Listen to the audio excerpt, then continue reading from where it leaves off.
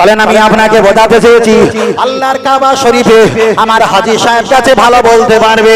ও আমার বাবাজিরা, আপনাদের এলাকায় যতটা না সেলুনের দোকান আছে, আল্লাহর কাবার এলাকায় মক্কার এলাকায় 2,500-3,000 সেলুনের দোকান কখনো 6 রিয়াল 5 রিয়াল 8 রিয়াল 10 রিয়াল এমন করে টাকা দিয়ে মাথা মুন্ডাতে হয়। তাই 2,000-2,500 সেলুনের দোকান আছে। হাজী সাহেব, আপনি ওই সেলুনের দোকানে গিয়ে আপনার মাথার চুলটা আপনি মুন্ডাবে, আপনার চুলটা আপনি নেড়া হবে, আপনি বেলেটটা নিয়ে আবার টান দেবে, কোনো সমস্যা নেই। কিন্তু শরীয়তের ফতোয়া হলো আপনার স্ত্রীর চুল আছে, চুলের অগ্রভাগের কিছু চুলটা কাটতে হবে।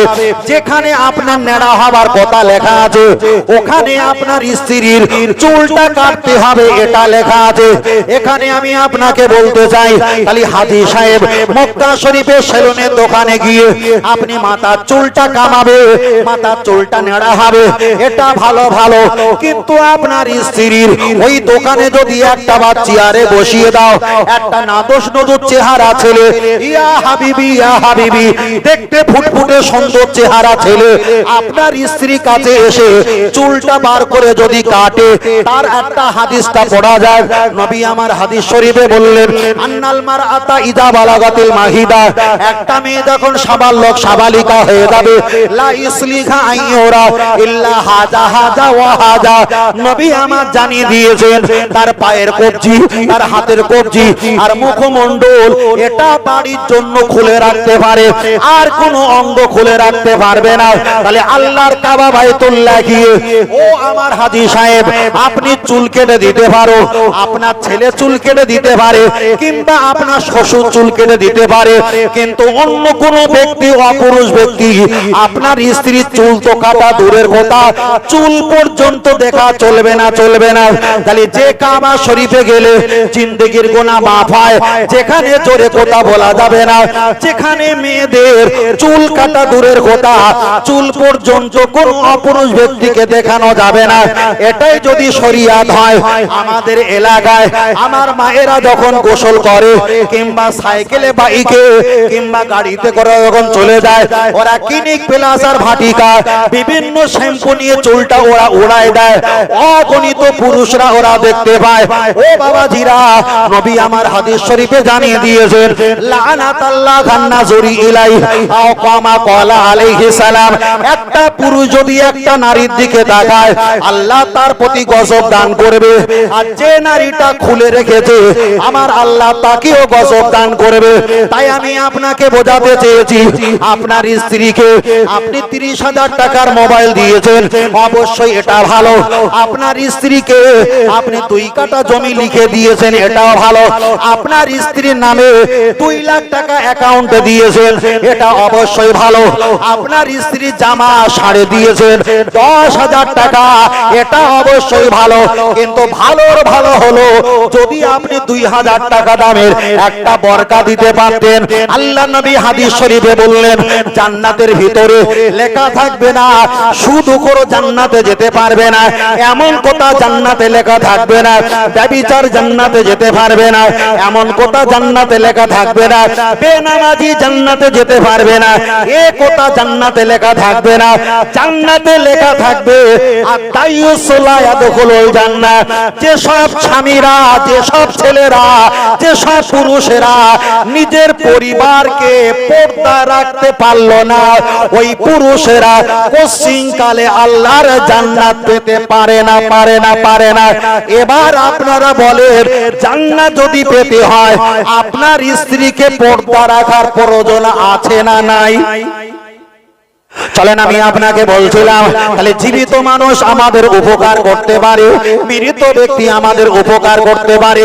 এখান থেকে আমি বলেছিলাম একটু পর্দার কথা, পর্দাটা ওটা এক্সট্রা কেটে বাদ দাও। তাহলে জীবিত ব্যক্তি আমাদের উপকার যেমন করে, মৃত ব্যক্তি আমাদের উপকার করতে পারে। চলেন একটা বার আগিয়ে চলে যাওয়া যাক। আপনি যদি চলে যান, আপনাদের এলাকায় যত কবর আছে, এই কবরের কাছে যদি একটা বার চলে যাও, ওই কবরে মৃত থাকতে পারে, জীবিত থাকতে পারে আল্লাহ ভালো জানে। তবে কোরআন বিবরণ দিয়েছে ওয়ালা তাকুলু লিমান ইউকতালু ফি সাবিলিল্লাহি আমওয়াত বাল আহইয়াউ ওয়ালাকিন লা তাশউরুন। আমার আল্লাহর কোরআন জানিয়ে দিয়েছে আমি আল্লাহ যারা আমার রাস্তায় মৃত্যুবরণ করেছে ওদেরকে তোমরা মৃত বলো না, বরং ওরা জীবিত। কিভাবে জীবিত আমি আল্লাহ ছাড়া আর পৃথিবীর কেউ জানে না। আপনি একটাবার চলে যাও আজমির শরীফে, খাজা মাইনুদ্দিন চিশতি রহমাতুল্লাহ আলাইহির কবরটা যদি খোলা হয় ওখানে জিন্দা পাওয়া যাবে। বড় পীর রহমাতুল্লাহ আলাইহির ওনার কবরটা যদি খোলা হয় জিন্দা পাওয়া যাবে। সুফি ফাতেহ আলী ওয়াইসি রহমাতুল্লাহ আলাইহি ওনার কবরটা যদি খোলা হয় ওখানে জিন্দা পাওয়া যাবে। আব্দুল মুমিন শাহ রহমাতুল্লাহ আলাইহি হুজুরের কবরটা যদি খোলা হয় জিন্দা পাওয়া যাবে। আমি বলিনি, আল্লাহর কোরআন জানিয়ে দিয়েছে যারা আমার রাস্তায় মৃত্যুবরণ করেছে ফি সাবিলিল্লাহি আমওয়াত, আমার রাস্তায় যারা মৃত্যুবরণ করেছে ওদেরকে তোমরা মৃত বলো না। আমি আল্লাহ ওদেরকে কবরে টাটকা রেখেছি।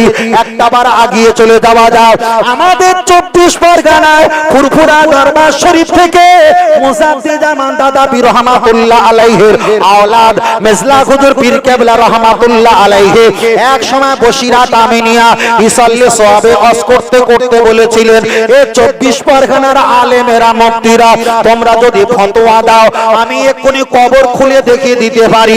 বসিরাত রহমাতুল্লাহ তিনি কবরে টাটকা। আমি বলিনি, আল্লাহর কোরআনের আয়াত অনুযায়ী মেজলা হুজুর পীর কেবলা রহমাতুল্লাহ বলেছিলেন আপনি একটাবার চলে যাও ফুরফুরা শরীফে মুজাদ্দিদ জামান দাদা পীর রহমাতুল্লাহ আলাইহি ওনার কবরটা যদি খোলা হয় টাটকা পাওয়া যাবে। যদি বলেন কেন, মেজলা হুজুর পীর কেবলা রহমাতুল্লাহ আলাইহি উনি হায়াতে আছেন। ছোট হুজুর পীর কেবলা রহমাতুল্লাহ আলাইহি দুনিয়া থেকে মৃত্যুবরণ করেছে। মেজলা হুজুর পীর কেবলা কবরটা তালকিন করে বললেন এ আমার ছোট ভাই জুলফিকার, আমি দেখা যায় আমি কবরটা তালকিন করে দেখতে পাই দুই সাইডের মাটি যেন চেপে আসে, ব্যাপারটা কি একটাবার বলো।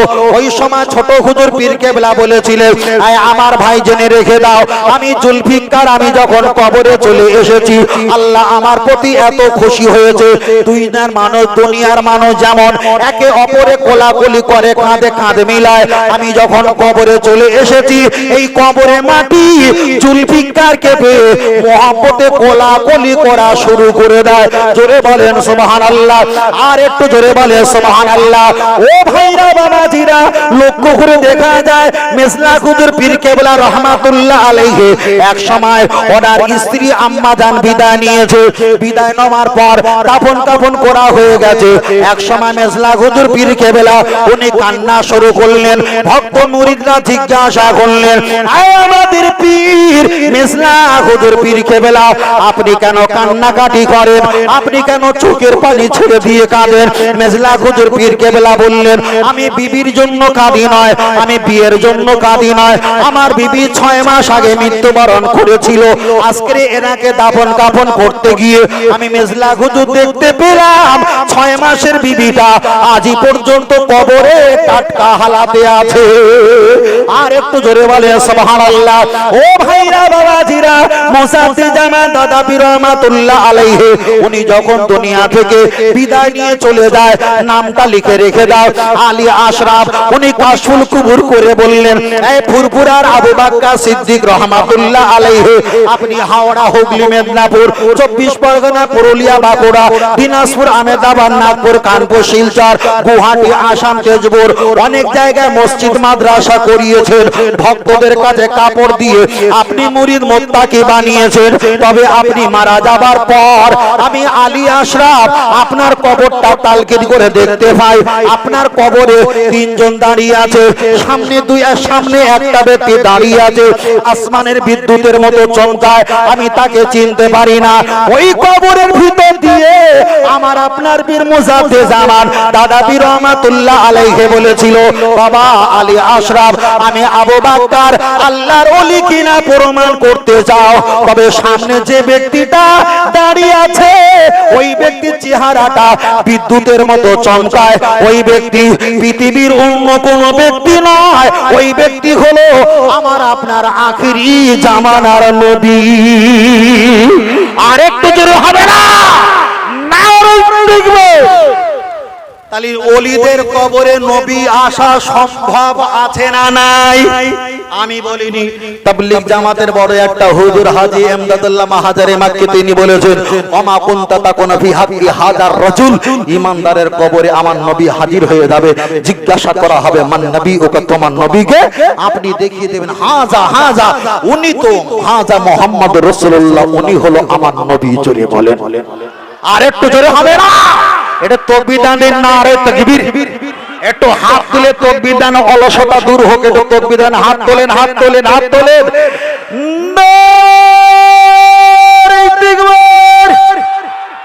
সিলসিলা হাত ফুরফুরা শরীফ, মদিনা মক্কা শরীফ, আল কোরআনের আলো, আল হাদিসের আলো, প্রতি বছরে না এ বছরে মহান ইসাল্লে সব আল্লাহ কবুল করেন, বলেন আমিন। আমরা পীর ওলিকে চাই না? চাই না? চাই তো। রাসূলের হাদিস এসেছে, কোনটা বলবার কোনটা না বলবো। আর শাইখু ফি কওমিহি কান নবী ফি উম্মতি, রাসূল বলেছেন আমার উম্মতেরা আমার কাছে আসবে বিপদ হলে, আমি রাস্তা দেখিয়ে দেব, সেই রাস্তা চললে ওরা নাজাত পাবে। সুবহানাল্লাহ। আর শাইখু ফি কওমিহি, আমার চলে যাওয়ার পর ওই জামানার কওমগুলো শায়েখদের কাছে, ওলিদের কাছে আসবে, তাদের কাছে গেলে কোরআন হাদিস দিয়ে রাস্তা দেখিয়ে দেবে, ওই রাস্তা দিয়ে চললে তারাও নাজাত প্রাপ্ত হয়ে যাবে। জোরে বলে সুবহানাল্লাহ। আর একটু জোরে হবে না? আর একটু জোরে বলে নারে তাকবীর। তবে আমরা প্রথম থেকে কার রস করছিলাম? নবীর রস করছিলাম। আমি আর বেশি সময় নেব না, বেশি সময় নেব না। তবে আপনাদের সঙ্গে মনে হচ্ছে আর একবার দেখা সাক্ষাৎ হতো। ভাই বলছিল এক সপ্তাহ 10 দিন আগে একটা জলসা হয়ে গেছে না? হয়ে গেছে তো? মনে হচ্ছে, মনে হচ্ছে, মনে হচ্ছে 99.99% মনে হচ্ছে জলসা আমার দাওয়াত ছিল, কোনো কারণে পারমিশন দেয়নি বলে আমাকে ক্যান্সেল করা হয়েছিল। কথা বুঝতে পেরেছেন? তার কারণ আমি অহংকার করছি না, আমি বক্তব্য করি, আগের বক্তার বক্তব্য শুনে আমি টানা 2 ঘন্টা 2.5 ঘন্টা বক্তব্য করি, মুখস্থ করে আমি আসিনি। সে যদি আমার ভাই হয় তার বিরুদ্ধে পড়তে পারে, সে যদি আমার দুলা ভাইয়ের বড় সম্বন্ধী হয় তার বিরুদ্ধেও পড়বে, তাতে আমার যায় আসে। কথা বুঝতে পেরেছেন? যায় আসে না। এখন যাই হোক, ওখানে হয়তো ছিল না, নসিবে ছিল না, এখানে হয়তো হয়েছে। নাকি রাগ করলেন নাকি? হ্যাঁ, রাগ করেননি তো? তবে বেশিরভাগ কি হয় জানেন? বেশিরভাগ যত জলসা হয়, বেশিরভাগ জলসা কিন্তু আমি একা, বেশিরভাগ জলসা আমি একা। আমি সাপোজ এখন যদি 10টা যদি জলসা হয়, 10টার ভিতরে 7টার বেশি জলসা আমি একা। সেখানে কি করি? একা যখন থাকি 2 ঘন্টা জায়গা 2.5 ঘন্টা, 2.5 ঘন্টা জায়গা 3 ঘন্টা, 3 ঘন্টা জায়গা 3.5 ঘন্টা চালিয়ে দেই। কোনো ঘটনা, কোনো কিস্সা, কোনো জীবনী, কোনো কাহিনী, কিছু না। শরীয়তের হালাল হারাম, পাক না পাক, জায়েজ না জায়েজ, ঠিক বেঠিক, সঠিক বেঠিক, কথা বুঝতে পেরেছেন? বক্তব্য করি। আপনাদের এলাকায় তো একদম নতুন এসেছি না, কত কয়দিন আগে আপনাদের পাশে মানে একটা জলসা করেছিলাম। এখান থেকে আবার শিয়াখলা, ইলিপুরের ওপারে মল্লিক পাড়া নাকি একটা আছে না? হ্যাঁ, মল্লিকপুর, ওখানে গেছিলাম।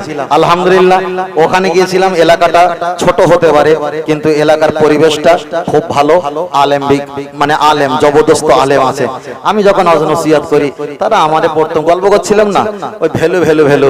তারপরে ওরা অজনসিয়াত শুনে আবার দাওয়াত করছে, হুজুর আপনার মতো লোক যদি আমরা 25টা বছর এত জলসা দিয়েছে খুঁজে পাইনি, শুধু ভড়ুক ভাড়ং আইলো না, ও কথা বলো না। রিজিকে ছিল, এতদিন ছিল না, আসতে পারিনি, ছিল এসেছি। তবে আমরা হানাফি মাযহাব আহলে সুন্নাত ওয়াল জামাত, বারবার করে বলি, হাওড়া, হুগলি, মেদিনীপুর, 24 পরগনা, পুরুলিয়া, বাঁকুড়া, দিনাজপুর, আহমেদাবাদ, নাগপুর, কানপুর, শিলচর, গুয়াহাটি, আসাম, তেজপুর, সারা রাজ্য জেলা ঘুরে আমি অধম বুক ফুলিয়ে হাজার হাজার মানুষের কাছে একটা কথা বলি, আল্লাহর ইবাদত, নবীর মুহাব্বত, কোরআন তেলাওয়াত, মা বাবার খেদমত, মাজার জিয়ারত, একটাই দল জান্নাত, ওই দলটার নাম হলো আহলে সুন্নাত ওয়াল জামাত। জোরে বলে, আর একটু জোরে হবে না? কেউ যদি বলে যে আহলে সুন্নাত ওয়াল জামাত জান্নাতি নয়, তুমি আমার আগে 1 ঘন্টা বক্তব্য করো, তোমার পরে আমি 1 ঘন্টা বক্তব্য করব, জাতি জেনে যাবে, সমাজ জেনে যাবে। তবে এতটুকু বলছি, আমরা নবীকে মানি, তবে এটা আমাদের বিশ্বাস, আমার নবী যেখানে, আমার আল্লাহ পাকের রহমত। আর একটু জোরে বলেন, সেখানে নবী নাই যেখানে, আল্লাহ পাকের কিয়ামত হোক আর গজব হোক, সব রকম সমস্যা সেখানে। ঠিক না বেটি? আজকের বারে কি বার? আজকের বারে বুধবার, বৃহস্পতিবার পড়ে গেছে ভাই, বৃহস্পতিবার পড়ে গেছে।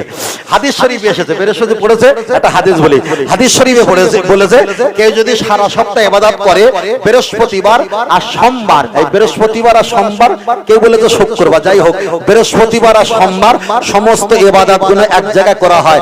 বৃহস্পতিবার আর সোমবার আমার নবীর দরবারে পেশ করা হয়। আমার নবী যে ইবাদতগুলো খুলে খুলে দেখে, আমার প্রশংসা শাহিদাইহি, আমার নবী আল্লাহর কাছে ওটা কবুলিয়াতের জন্য সাক্ষ্য হয়ে যায়। জোরে বলে, ওই জন্য তো আমরা নবী নবী করি, কথা ঠিক না ভাই? ঠিক। কেন? নবী যেখানে আল্লাহ রহমত সেখানে, নবী নেই যেখানে আল্লাহ জুতোর বাড়ি সেখানে। আল্লাহ যে জুতো মারবে ওই ফাঁকা জায়গা প্রমাণ। আজকের বারে হলো বৃহস্পতিবার। কিয়ামত কবে হবে? কিয়ামত কবে হবে? জি জোরে বলে। শুক্রবারে, শুক্রবারে কিয়ামত হবে। আপনারা বলেছেন কি মাসে হবে? জোরে বলেন। মুহররম মাসে হবে। কত তারিখে হবে? 10 তারিখে হবে। ব্যাস ভাই, এদের সব মুখস্থ। কিয়ামত কবে হবে? हम मुखस्त। আমি প্রথম বলেছিলাম বড় ভাই, আমার প্রতিটা কথা উল্টো হবে। কিয়ামত কবে হবে? নবী বলেছে, जब अपने माँ बाप की नाफरमानी करने लगे, पी आलिम कम आलिम भी जब पेशो मान जाएंगी, गाने बजने रंग की जियादती हो जाए, बहुत ज्यादा ज्यादा ऊंची ऊंची घर इमारत बनाने लगे, इस दिन जब तुम्हारा सामने पेश हुआ, लेकिन वो खुद कियामत का निशाना। কিয়ামতের আলামত হাজার বর্ণনা করা হয়েছে। রাসূলকে জিজ্ঞাসা করা হয়েছে, ইয়া রাসূলুল্লাহ কিয়ামত কবে আয়েঙ্গি, কিয়ামত কবে আসবে? রাসূল বললেন, আল্লাহু আলাম, আল্লাহ ভালো জানে। রাসূল বললেন, খলাকাল্লাহু তাআলা ফিহি আদামা, নবী আদমকে শুক্রবারে সৃষ্টি করা হয়েছে। ও আহাবাতাল্লাহু ফিহি আদামা, নবী আদমকে শুক্রবারে দুনিয়াতে নামানো হয়েছে। ও ফিহি তাওফাহুল্লাহু আদামা, নবী আদমকে শুক্রবারে আল্লাহ দুনিয়া থেকে মৃত্যুবরণ করেছে। আল্লাহ যদি চায় শুক্রবারে কিয়ামত হলে হতে পারে, তবে নবী বলেনি শুক্রবারে 10 তারিখে মুহররমে কিয়ামত হবে। একটা সহিহ হাদিস নেই। রাসূল ইঙ্গিত করেছে এই দিনে হলে হতে পারে, তারপরে বলেছে আল্লাহু আলাম, এ ব্যাপারে আল্লাহ ভালো জানে। জোরে বলে। তাহলে আমরা মাসের নাম নিলাম না, বারের নাম নিলাম না, তারিখের নাম নিলাম না। 5 ওয়াক্ত, কোন ওয়াক্তে কিয়ামত হবে? 5টা ওয়াক্ত আছে তো, সকালে না রাতে? সকালে কিয়ামত হলে বিরাট বিপদ হয়ে যাবে, চাটা খেতে হয়। কি করা যায় দেখি, ঘুরিয়ে দেওয়া যাক না?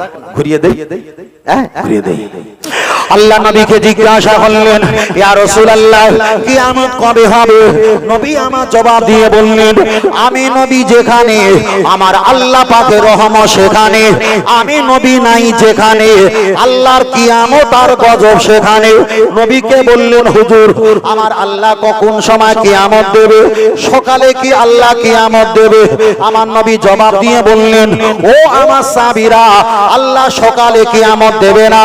সকালে 2 রাকাত ফরজের নামাজ আল্লাহর নামে পড়ার আগে তোমার নবীর দিকে তাকিয়ে 2 রাকাত সুন্নাত পড়তে হয়।